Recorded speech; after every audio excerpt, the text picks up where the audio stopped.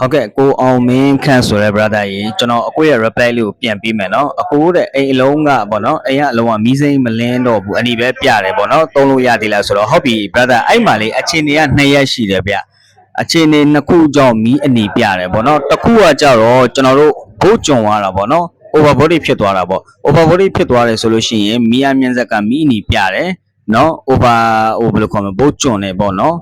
အဲ့လိုမျိုးပေါ့နော်အဲ့ဒါတစ်ချက်နောက်တစ်ခုကကြတော့တစ်ခါကျရင်ကျွန်တော်တို့ဒီမြင်းစက်မှာပါတဲ့ဒီ operate မီးနဲ့ over cut off မီးတွေပေါ့နော်အဲ့လိုမျိုးမီးအနေနဲ့အစိမ်းမှာကကြတော့တချို့မီးတွေကကြောင်ပြီးတော့ဒီတိုင်းပဲလင်းနေတာမျိုးတွေဖြစ်တတ်တယ်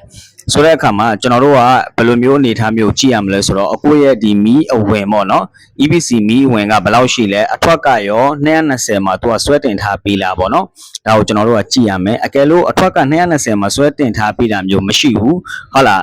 ဘယ်လိုကော်မလဲဆိုလို့ရှိရင်ဘိုးကကြုံပြီးတော့250 260ဖြစ်နေတယ်ပြီးသွားရင်အခုနပြောတဲ့မီးနေရလဲလင်းနေတယ်ဆိုလို့ရှိရင်တော့ဒါကမြန်မြင့်ဆက် error ဖြစ်သွားတယ်ပေါ့နော်မြန်မြင့်ဆက်က service လုပ်ဖို့အတွက်ကိုလိုအပ်နေပြီเนาะသုံးဖို့အဆင်မပြေတော့ဘူးသူ့ရဲ့အတက်အကျဘို့တွေကိုသူအတိအကျပြန်ပြီးတော့မထုတ်ပေးတော့ဘူးပေါ့နော်အဲ့လိုမျိုးအနေထားတွေရှိတယ်အဲ့ဒီအတွက်ကြောင့်မလို့အကိုအနေနဲ့ကဟာလာတကယ်ပေါ့နော်ဘယ်လိုပြောမလဲတေချာမသိဘူးဆိုလို့ရှိရင်ကျွန်တော်အဲ့ဒီစက်ပုံလေးကိုတောက်ပုံရိုက်ပြီးတော့ကျွန်တော်ရဲ့ Viber နံပါတ်3993314813ကိုတစ်ချက်လောက်ပုံလေးပို့ပေးပါเนาะကျွန်တော်တစ်ချက်လောက်ကြည့်ပြီးတော့အကိုကိုပြန်ပြီးတော့ပြောပေးပါမယ်ကိုเนาะ service လုပ်ဖို့လိုအပ်တယ်ဆိုလို့ရှိရင်လည်းကျွန်တော်တို့ကိုကျော် electronic service group ကနေပြီးတော့အိမ်တိုင်းရာရောက်ပေါ့เนาะကျွန်တော်တို့လာရောက်ပြီးတော့ service လုပ်ပေးတယ်ကျွန်တော်တို့ဒီရန်ကုန်တိုင်းဒေသကြီးသင်္ကန်းကျွန်းမြို့နယ်မှာလည်းစိုင်ဖွင့်ထားတယ်ဟုတ်လားစိုင်ကိုယူလာပြီးတော့ service လုပ်ချင်တယ်ဆိုလို့ရှိရင်လည်းရပါတယ်ကိုကျေးဇူးပါ